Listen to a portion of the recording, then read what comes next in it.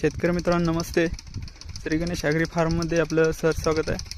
आपण पाहत आहात भुईमुगाची लागण आता आपण टोकन पद्धतीच्या मशीनने करत आहोत.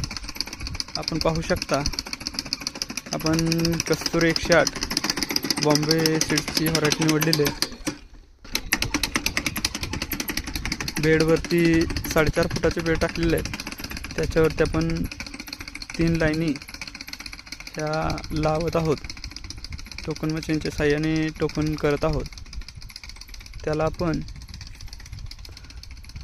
रासायनिक खत पुढे टाकत आहोत. 14-35-14 आणि